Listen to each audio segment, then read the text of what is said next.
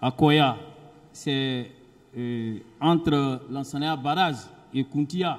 Oui. Où vous avez reçu un appel, oui ou non? Oui, maître. Très bien. L'appel provenait de qui? Qui vous appelait?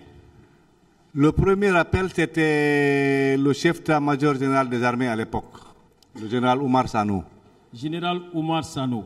Oui. Est-ce que dans l'exercice de vos fonctions ministérielles, vous relevez du chef d'état-major ou bien de monsieur le Premier ministre ou du président Dadis? Dans l'exercice de mes fonctions de ministre de la Santé, je relevais du Premier ministre et de monsieur le Président de la République. Mais c'était la solidarité entre nous, les militaires. S'il apprend quelque chose, qu'il y a eu quelque chose, il peut attirer mon attention dessus parce qu'il est chef militaire. Puisque vous n'étiez pas en mission militaire, à quel titre alors vous a-t-il appelé? Je crois qu'il m'a appelé parce qu'il était chef d'état-major général des armées. À quel titre? Vous interveniez en tant que ministre de la République, relevant du Premier ministre et du Président de la République. Pourquoi c'est un militaire qui vous appelle? C'est ce que je veux savoir. Ah, là, maître, là, je sais pas le pourquoi. Très bien. OK.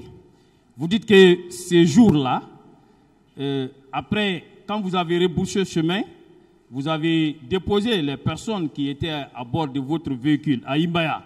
Oui. Et en même temps, vous avez appelé vos 2 gardes de corps. C'est ça, non? Oui. Et vos gardes de corps vous ont dit qu'ils étaient où en ce moment? Qu'ils étaient à Alpha Yaya. Au camp Alpha Yaya. Oui. Voilà. Après Imbaya, où vous êtes rendu? Je suis rentré directement au camp. J'ai récupéré mes gardes-corps. J'ai demandé la situation de mon chauffeur. Il n'était pas arrivé. J'ai continué avec eux à l'hôpital d'Onka. Vous pouvez nous expliquer pourquoi vos 2 gardes de corps se sont rendus au camp Alpha Yaya, d'autant plus que vous avez dit hier, et je le retiens encore, que le 28, le président avait dit que c'était une journée, sommet et payé, que tout le monde devrait rester à la maison. Mais alors, comment se fait-il que vos 2 gardes de corps se retrouvent au camp Alpha Yaya? Ou bien c'est là-bas votre lieu de service? Non, ils habitent là-bas. Au camp Alpha Yaya, il y a le camp proprement dit, il y a le camp des mariés. Il y a le camp. Ils habitent là-bas? Oui, il y a la résidence, oui, les résidences. Mais pourquoi vous n'avez pas continué à l'hôpital en leur demandant de vous rejoindre? Et pourquoi vous êtes venu au camp? Maître, j'étais à Imbaya. Avec ces touibouis, dans des cas pareils, j'ai préféré passer, rentrer directement, faire un crochet, prendre mes gardes-corps et partir avec eux. Lorsque vous êtes venu pour faire ces crochets, avez-vous rencontré le président Dadis, oui ou non, et prendre des instructions? Là-bas, non. Non. Pourquoi vous ne l'avez pas rencontré? Parce que moi-même, je ne savais pas ce qui se passe. Il fallait d'abord que je parte jauger c'est qu'on m'a dit au téléphone pour venir. Donc vous ne croyez pas au chef d'état-major? Lorsque lui vous donne des informations, vous n'y croyez pas? Maître, je crois au chef d'état-major, mais je crois à mes yeux plus que le dire du chef d'état-major par rapport à l'afflux des blessés. Parce qu'il m'a dit, ce qu'il m'a dit, d'abord, il m'a dit qu'il y a eu des problèmes au stade. Quel problème? Vous ne savez pas. Il m'a dit d'envoyer une ambulance. Donc j'ai dit d'accord. J'ai appelé directement la directrice de Donka. S'il vous plaît, il vous donne des informations, et puisque vous ne relevez pas de lui dans l'exercice de vos fonctions, et vous avez l'occasion d'arriver au niveau du camp qui abritait la présidence à l'époque, pourquoi ne pas rencontrer le président, échanger avec lui? Vous ne l'avez pas fait? Je ne l'ai pas fait parce que je vais dire, je n'avais rien à dire au président. Sur le coup, je n'ai pas vu ce qui s'est passé. Je ne peux pas venir m'arrêter devant le président et dire, ah, président, il semblerait que. Non. Il était quelle heure? Dans l'armée, ce n'est pas ça. Tu vas, tu constates et puis tu viens, tu rencontres. Il était quelle heure? Vous n'étiez pas dans l'armée, hein? Voilà. Donc quand vous dites dans l'armée, on part, on constate et puis on rencontre. Vous n'étiez pas dans l'armée. Maître... Permettez-moi, vous n'étiez pas dans l'armée.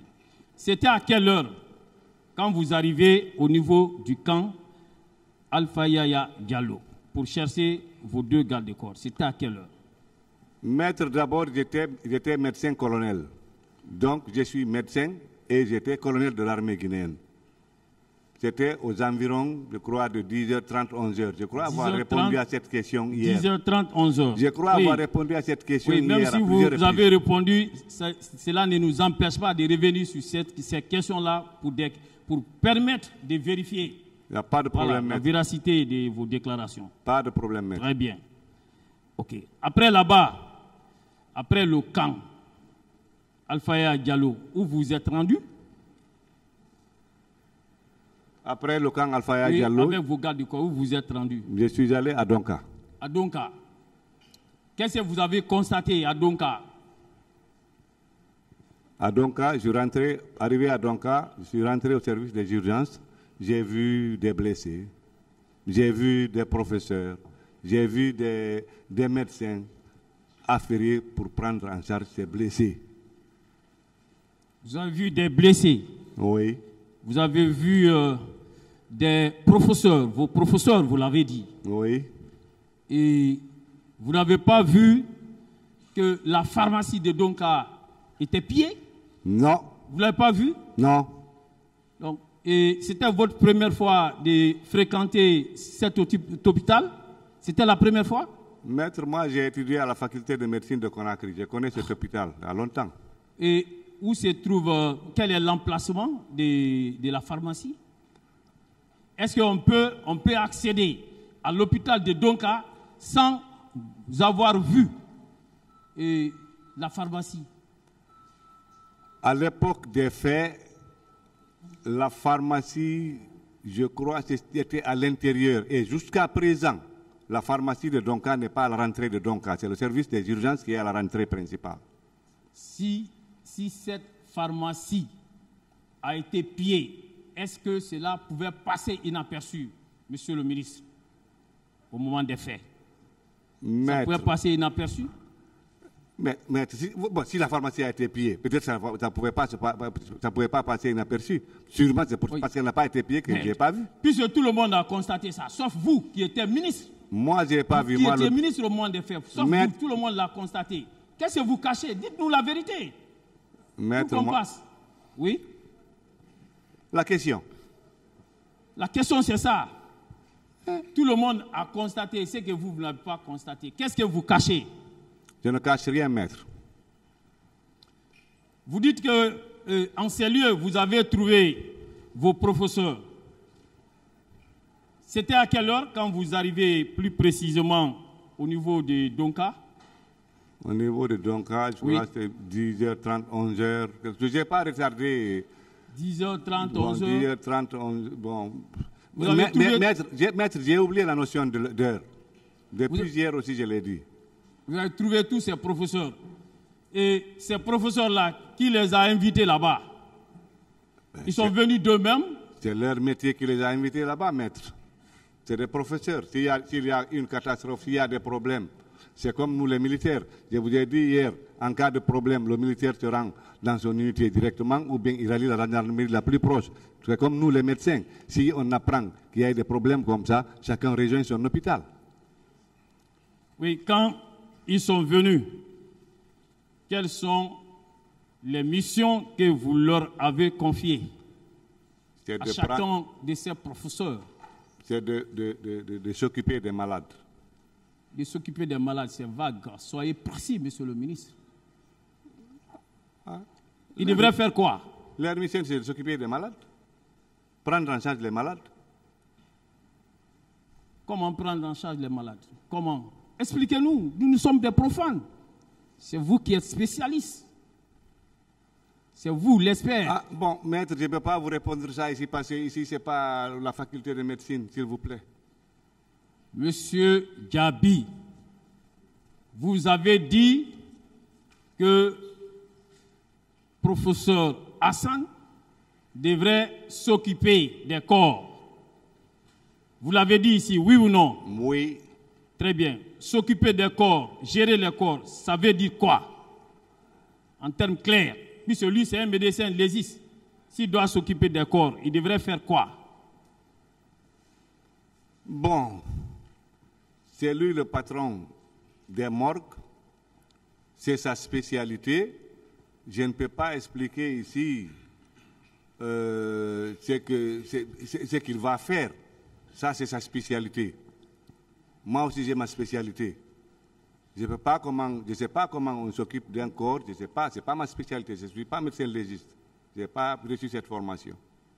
Monsieur Gabi, lorsqu'on découvre un cadavre, lorsqu'il y a un cadavre, qu'est-ce qui doit être fait? Est-ce que le médecin légiste doit s'en occuper? Ou bien, pour qu'il s'en occupe, il faut absolument qu'il soit désigné par une autorité judiciaire? Ou bien, il doit le faire de lui-même? Comment ça se passe? Vous êtes médecin. Vous devez le savoir. Non, comment ça se passe? Le médecin légiste s'occupe effectivement des corps. Voilà. Voilà. Il s'occupe des corps. Et pour qu'il s'occupe du corps, qu'est-ce qui doit lui permettre? Quel est l'acte qui doit lui permettre de s'occuper du corps? C'est d'avoir les moyens pour s'occuper des corps. Non. Est-ce que vous avez dit que vous l'avez chargé des corps? Mais est-ce que vous êtes une autorité judiciaire? Au moment des faits, c'est l'article 77 du Code de procédure pénale qui s'appliquait. Actuellement, c'est l'article 117. Je ne suis pas une autorité... S'il vous plaît, lorsqu'il y a... Monsieur le Président vous a posé une question ici par rapport à la détermination des causes de ces cas de mort.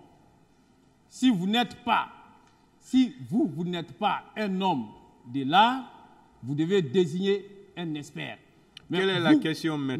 Monsieur le Président, je veux savoir, est-ce que une autorité judiciaire avait désigné ce professeur Hassan à l'effet de procéder à l'autopsie? Vous avez compris la question? Je n'ai pas compris, Monsieur le Président. Est-ce que c'est une autorité judiciaire qui avait désigné le professeur Hassan pour s'occuper des corps? C'est ce qu'il veut savoir. C'est l'autorité médicale du ministère de la Santé qui a désigné. Je ne sais pas si l'autorité judiciaire l'avait désigné aussi. Monsieur le Président, je voudrais savoir, puisqu'il a dit que c'est lui qui l'a fait, est-ce que lui, M. Gabi, constitue une autorité judiciaire? Êtes-vous une autorité judiciaire? Je ne suis pas pour désigner un médecin légiste à l'effet de s'occuper d'un corps? Je ne suis pas une autorité judiciaire, mais je suis une autorité médicale. Pourquoi cette usurpation de titre? Pourquoi? Moi, je n'ai pas usurpé le titre. Pour quelle fin vous l'avez fait? Laissez-le répondre, maître. Je n'ai pas, comment on appelle ça? Je n'ai pas usurpé le pouvoir de quelqu'un. J'ai usurpé mon pouvoir.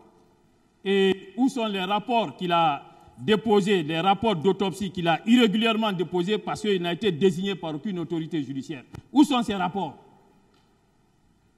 Où sont ces rapports?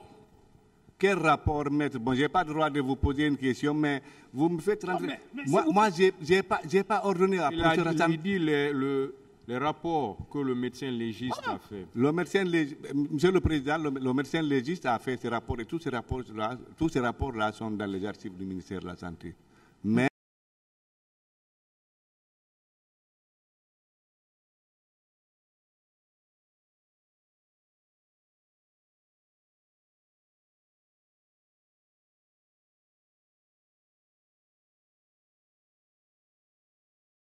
pas de rapport d'autopsie.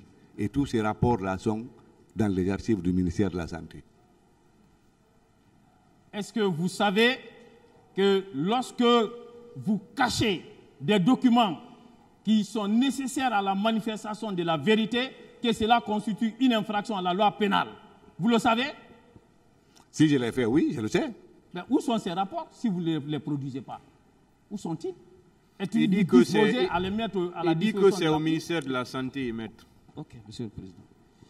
Je continue. Maître, s'il vous plaît. Oui, monsieur. Respectez la distance conventionnelle. Respectez la distance conventionnelle. Ne discutez pas. C'est une convention, hein, c'est vous-même qui l'avez dit. Voilà, donc il faut la respecter, s'il vous plaît. Allez-y, maître. Voilà. Et il y a eu également un médecin que vous avez désigné à l'effet de s'occuper des cas de viol. vous avez parlé, si je ne me trompe, de professeur Namori, n'est-ce pas? Oui. Et professeur Namori, et quels sont les rapports qu'il vous a déposés à propos de ces cas de viol? Ces rapports sont au ministère de la Santé, dans les archives. Monsieur le ministre, est-ce que c'est au ministère de la Santé qu'on dépose les rapports de cette nature? Vous êtes un homme suffisamment cultivé. C'est là-bas qu'on dépose ces rapports? Maître, je ne sais pas alors où on dépose les rapports. J'étais ministre de la Santé. Là-bas, j'ai travaillé. Non, il m'a déposé les rapports. Et les rapports, c'est pour le ministère de la Santé. Ce n'est pas pour Abdoulaye Chérif Diaby. Je ne vais pas les amener chez moi. Donc, vous me faites comprendre qu'au sein du gouvernement, il n'y avait pas une coordination, il n'y avait pas une action gouvernementale concernant ces événements, parce qu'il y avait un ministre de la Justice à l'époque, oui ou non? Maître, je ne peux pas prendre un rapport médical, donner ça, remettre ça à une tierce personne. C'est une confidence médicale. Extraordinaire. On ne peut pas opposer une telle confidence à la justice. Docteur, ce n'est pas possible. C'est ce qu'on m'a enseigné à la faculté de médecine, maître. Docteur, ça veut dire que vous avez géré tout seul ces événements? Vous avez géré tout seul? C'est une question? Oui, s'il a géré tout seul. Non. Voilà. J'ai mis en place un comité de crise. Avant, je ne parle pas pour le moment de ce comité de crise. Au sein du gouvernement, quels étaient les autres membres du gouvernement qui étaient associés à la gestion de cette crise? Quels étaient les autres membres du gouvernement qui étaient associés à la gestion de cette crise? Moi, ça, c'est une question qu'il faut poser à M. le Premier ministre. Moi, j'étais ministre, au même titre que les autres. C'est vous qui êtes là. Est-ce que vous connaissez d'autres membres du gouvernement? Non, je ne connais pas, M. le Président. Donc, et à s'en tenir à vos propos, à vos déclarations, hein, et vous avez géré cette crise avec le président Dadis. C'est ça? Non, maître. Mais vous avez géré avec quel autre membre du gouvernement? Je ne vous l'ai pas dit. Vous avez géré avec qui d'autre du gouvernement? Qui d'autre? Je ne réponds pas à cette question, maître. Qu'il nous en soit donné acte. Et vous ne pensez pas que la gestion de cette crise intéressait aussi Monsieur le ministre de la Justice? Vous ne le savez pas? Sur le plan juridique, oui, mais sur le plan technique, non. Sur le plan judiciaire, vous le savez, oui ou non? Sur le plan judiciaire, oui. Oui, quels étaient vos rapports avec Monsieur le ministre de la Justice par rapport à la gestion de cette affaire? Quels étaient vos rapports? C'était mon collègue. Oui. C'était oui. Votre collègue. Oui, et chacun de nous faisait son boulot. Il oui. travaillait sur le plan juridique, moi je travaillais sur le plan technique, sur le plan sanitaire. Oui. Et quels étaient les termes de vos communications par rapport à ces rapports? Rapports d'autopsie, rapports médico-légaux. Quels étaient vos rapports, vos relations? Qu'est-ce que vous avez décidé? Rien. Rien. Rien. On n'a rien donc, décidé. C'est vous et le président Dadis qui avez géré ça. Hein? Le président Dadis, non. Oui, c'est vous. D'autres questions, géré ça avec lui. Oui, monsieur le président, je pose bien des questions, même si ça choque de l'autre côté. Voilà. Je continue. Monsieur Diaby. Monsieur Diaby. Alors, je voudrais savoir, est-ce que le gouvernement d'alors a eu au moins des réunions autour de cette affaire macabre? Il y a eu des réunions? Est-ce qu'il y a eu des réunions? À l'occasion de chaque conseil de ministres, on en parlait. Vous en parliez? Oui. Et quelles ont été les dispositions prises? Quelle a été la commission mise en place par le gouvernement, puisque c'était une préoccupation nationale et internationale? Alors, qu'est-ce que vous avez pu faire? Est-ce qu'il y a eu une commission mise en place par le gouvernement? Il y a une commission? Le gouvernement m'a mis en demeure de constituer une commission. J'ai constitué cette commission qui devait gérer ça ces blessés sur le plan médical, et je rendais compte au fur et à mesure. Chaque fois, il y a un conseil des ministres, je rencontre. Je ne suis pas en train de parler de votre commission sectorielle, départementale. Je parle d'une commission gouvernementale qui avait été mise en place parce que cette affaire est si sérieuse que votre seul département ne pouvait pas continuer à la gérer. Est-ce que le gouvernement a décidé de la mise en place d'une commission? C'est ce que je veux savoir. Non, je ne crois pas. Non. Est-ce que dans ces conditions, on pouvait dire que ces événements constituaient un souci pour le président Dadis et ses ministres? Est-ce qu'on pouvait le dire? Maître, le président Dadis est là, j'espère qu'il va passer... Non, mais vous êtes membre du gouvernement. Vous répondez en tant que membre du gouvernement. Oui, mais j'étais membre du gouvernement. Oui? Je n'étais pas chef du gouvernement quand même. Un gouvernement qui, face à un tel événement, ne met pas en place une commission. Oui, c'est normal? Vous trouvez cela normal? Maître, je vous dis, j'étais membre du gouvernement, je n'étais pas chef du gouvernement. Vous trouvez que ce gouvernement est soucieux de cette affaire? Vous le trouvez? Répondez à la question. Monsieur le Président. Répondez à la question, c'est une question. Est-ce qu'un tel gouvernement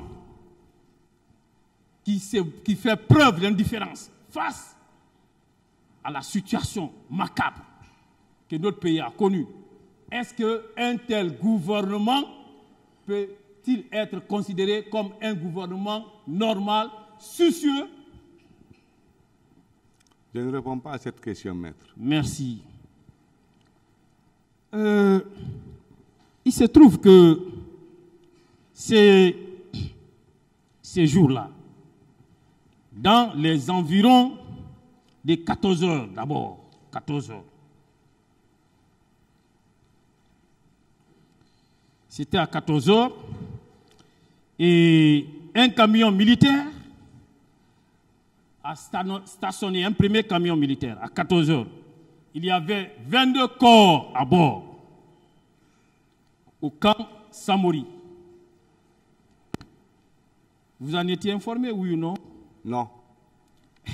Ok. À 17h, il y a eu 3 autres camions militaires qui ont également stationné devant la résidence du feu général Lansana Conté, qui avait à bord 54 corps. Vous en êtes informé? Non. Alors, qu'est-ce que cela vous dit?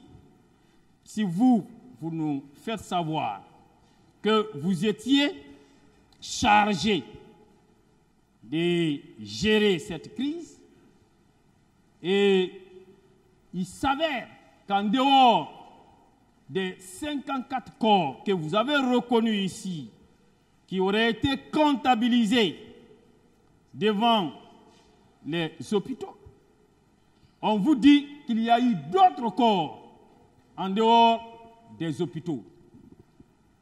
Qu'est-ce que cela vous dit? Mais ça, c'est vous qui dites qu'on m'a dit. Depuis hier, j'ai dit et j'ai continué même ce matin, même avec vous, je vous ai dit que je n'ai pas été informé. Oui, mais je ne connais pas, je n'ai pas été informé de l'existence des corps au camp Samori, parce que je ne suis pas commandant du camp Samori, je ne suis pas officier de garnison du camp Samori, je n'ai pas fouillé le camp Samori. C'est un général qui le dit. Vous le connaissez, Mamadou Kamara Di Toto? Vous le connaissez? Oui, je l'ai connu. Voilà, c'est lui qui l'a dit. Il a vu ces camions-là là-bas, portant des corps. Oui, qu'est-ce que vous en dites? Lorsque des corps se retrouvent ailleurs que dans nos hôpitaux, qu'est-ce que vous en dites? Je ne suis pas informé comme quoi il y a eu des corps qui sont retrouvés ailleurs, en dehors des hôpitaux. Maintenant que vous en êtes informé. C'est le général Toto qui a vu. Malheureusement, il est décédé. S'il était là, il aurait répondu. Mais le colonel Diaby n'a pas vu. C'est le général qui a vu. Le colonel n'a pas vu. Et le colonel n'a pas été informé. Et vous avez suivi des témoignages concordants qui ont été lus ici hier. Selon ces témoignages, vous vous êtes associé au béret rouge pour pouvoir dissimuler ces corps. Savez-vous que ça, c'est une infraction? Vous le savez? Si cela fut fait, oui, c'est une infraction. Mais d'abord, ce n'est pas vrai. Là, il y a des témoignages concordants. Hein. Là, vous ne pouvez pas vous en sortir au fils facilement. Voilà. Et en dehors même du général Toto, il y a un autre... Vous connaissez le général Edouard Théa? Oui. Ah, très bien. Général Edouard Théa, lui aussi, il dit ceci. Ces jours, aux environs de 10 heures, nous sommes parvenus, les premiers échos provenant du stade du 28 septembre, on parlait des premiers blessés et des premiers cas de mort. Puis après, c'est le colonel Chérif, ministre de la Santé, que nous avons aperçu. Il a été dit que les premiers corps avaient été déposés à l'ex-résidence du général Lansana Conté et qu'il était question de les transporter à la morgue. Vous voyez? Lui aussi, il réitère la même chose. Des corps ont été vus là-bas. Il confirme les propos du général. Où ces corps ont été transportés? Parce que ces corps ne sont jamais retrouvés dans nos morgues. Où ces corps ont été transportés? Dites-nous-le. Où? Je n'ai pas vu les corps. Je n'ai pas été informé de l'existence des corps. Je ne sais pas s'il y en a eu où des corps là ont été déposés. Comme le général Théa vu, c'est lui qui l'a dit. Sûrement il l'a vu. Je ne sais pas. Il peut venir témoigner ici devant le tribunal. Où vous avez caché ces corps?